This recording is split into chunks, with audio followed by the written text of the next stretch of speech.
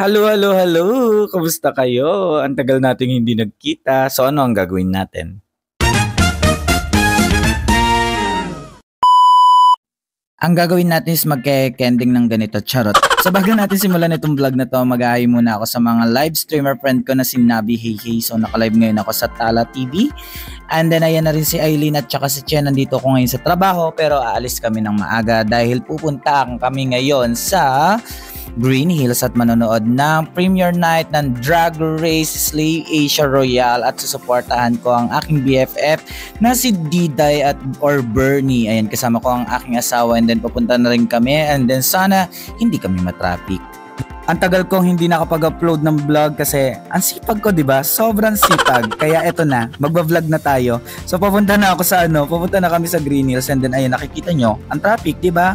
Ano magagawa natin sa EDSA pero ayan, sobrang traffic, aabot kaya kami. So yeah, premiere night ng Drag Race Philippines Slay Asia Royale. So na-invite tayo ng ating Diday. So syempre ang BFF ko na si Bernie nakasali sa Drag Race Philippines Slay Asia Royale. So manonood tayo dito sa Buchanan. Dito yun gaganapin sa Eastwood. Kaso nga lang, Eastwood ba? I know, Green Hills. Ayan. So sobrang traffic, nandito pa rin kami sa Cubao. So sana umabot kami. 4 months bago makapag-upload ng bagong vlog, no? So medyo marami tayong ginawa, maraming inasikaso, hindi na nakapag-update ng live. So sana magdire-diretso na tong vlog na to kasi 4,000 followers ka na kayo, sana madagdagan na yan. So i-follow niyo pa rin ako dito sa YouTube and then sa Facebook ko. Sa Facebook kasi hindi ko maintindihan kung sa personal Facebook ko na lang ako mag-upload o yun sa sa page namin. Bahala na si Batman, pero dito sa YouTube, subscribe niyo ako. Ayan, sana magdire-diretso na tong vlog na to. Tinatamad kasi ako mag-edit. Yung taxi na ganito lang, masakyan ko, masaya na ako. Yung taxi lang na ganito, masaya na ako. Sasakay ako kahit saan, charot. Nakarating na rin kami dito sa Green Hills at awa ng Diyos hindi na rin kami nalit. At then dito rin naman sa baba ng parking lot yung Teatrino. So sa Teatrino kami manunood. Ayan, diba? At saka nakita na rin namin yung kaibigan kong sisyo na yan, si Nomnom. Namiss ko tong bata na to. Nomnom! Kukulayan ko ng kulay itim yung buhok mo. Ang tagal namin na hindi nagkita neto ni Nomnom, parang nung April pa yata or last year pa yata kami last na nagkita neto, kaya ayan, na-miss namin yung isa't isa, diba? Plastikan, charot. So nandito kami sa Buchanan. So itong event natin is, ayan po, powered by Buchanan. And then dahil maaga nga kami nakarating, magkakape muna kami dito sa Pick Up Coffee kasi masarap yung kape neto. Hi, Pick Up Coffee, Buchanan. Siyempre, binudol ko na rin yung asawa ko ng kape, nagpalibre na rin ako. Dumating na rin yung mga royalties, ayan, tawag sa kanila is royalties na paggagaling ng mga drag queen na yan. And then mapapunod nyo yan sa Hosik. Dumating na rin ang aking mga friendship na sila Carl, si Sean, at saka ang famous na designer na kaibigan ko na si Patrick I. Sorena. O diba mga naka-drag queen talaga sila, hindi ako na-inform, tapos ako hindi ako naka-makeup, nakakainggit. Ay nako. Kasama din nila si Tita D. Ang tagal ko rin hindi nakita tong babae na to. Ang ganda-ganda ni Tita D. And then syempre, si Meme Pat. Ayan yung kaibigan kong costume designer na napagkagaling-galing. O diba? Hello Meme. So ganda-gandahan na sila muna sa labas dahil hindi pa nagpapapasok. O diba? Nang inggit pa. Gaganda nila. De sana nag-drag queen din ako today. Dumating na rin si Eva La Queen, RuPaul's Drag Race Global All-Star. O diba?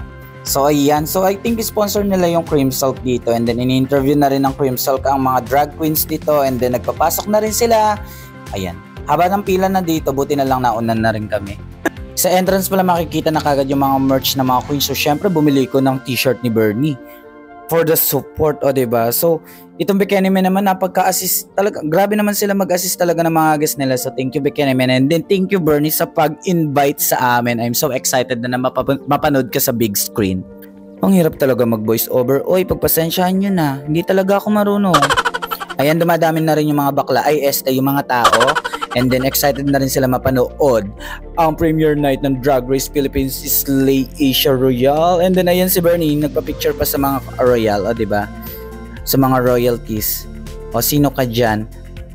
Diba? ML na. Diba? Ang cute ng outfit ni Bernie. Diba? Para siyang teddy bear. Ay, Barbie. Bahala na kayo. Ayun, dumadami na rin yung tao kasi magsa 7 PM na yata yun or 7:30, and then ayan, nag-start na si Mix Chanel ng Drag Race Philippines Season 3. So syempre, nakamute yan. Baka maka-copyright tayo. So si Emperadora, Pride ng Baguio City, ayan, nag-perform na rin. Ang song niyan na pinerform niya is yung kay Manila Luzon. Charot! Marina Summer na Walang Kaba. O diba? Ang galing din yan, bata na yun eh. So feeling ko makikita ko yan sa Season 4. And then si Hannah Beshi ng Drag Race Philippines Season 2, nag-perform na din siya. Napakaganda niyan, parang talagang throwback. So nagsisimula na sila mag-perform, di ba? So ayan, galingan ninyo mga nakshi.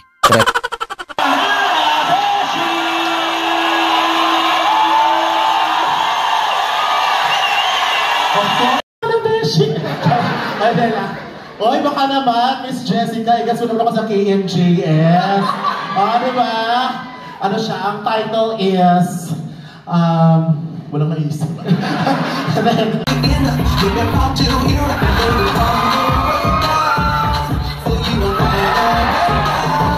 Siyempre, magpapatalo ba ang top Angelo player sa ML sa Pilipinas?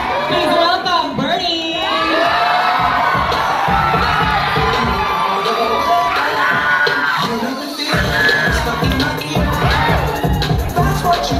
Alright, up next, who do we have? We have, she's back again, it's Kiana! She's back, hindi siya nawala.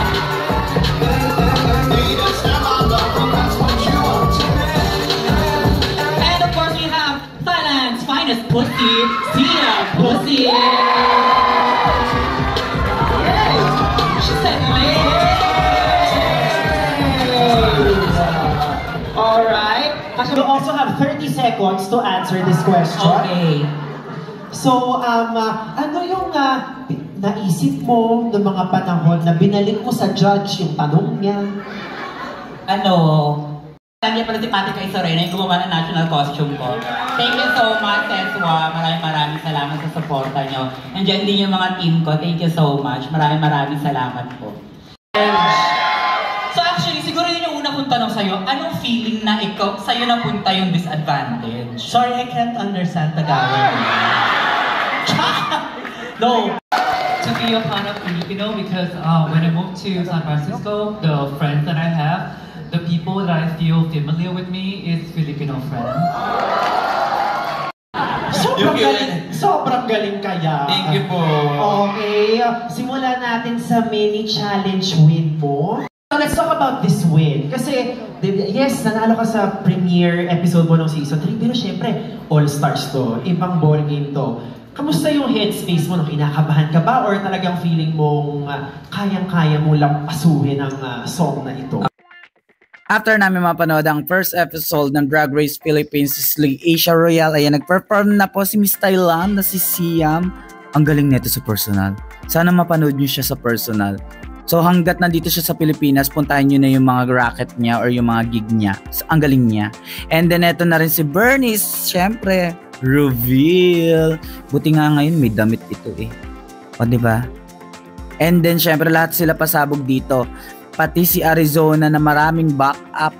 Diba? Talagang ayan, buwan ng wika. Mala Arizona. And then syempre hindi magpapatalo ang ating Kiana. So ayan, so itong apat na to, nitong gabi na to, grabe, walang nagpatalo, lahat puksaan, fight talaga lahat sila. Ala, di ba? Sige, todo mo yan, girl. For the rest laban. of the viewing party season. Good night, See you next everybody. week. We'll be back in Apopeka in Poblacion. Bye! Re, congrats! Thank you so much. Sa takot ginupitan mo ang buhok ko? Hindi. Wala yung ano? Yung likod? Nakaniklo po nagaga. Thank you, TC. Thank you so much. Ay, hindi ko pinuto. At natapos na nga ang premiere night ng Drag Race Philippines League Asia Royale. Congratulations all queens!